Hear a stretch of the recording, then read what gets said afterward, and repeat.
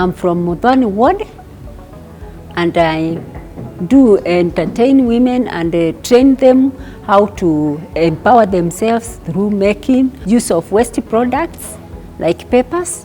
In papers, I make chains. I also make waste paper charcoals.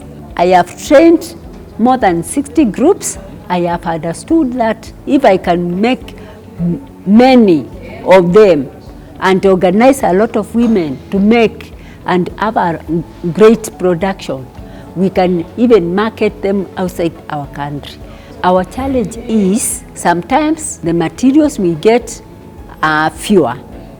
But if we can go to schools or big hotels, we can bring drums outside there. We can get that waste papers that they are using.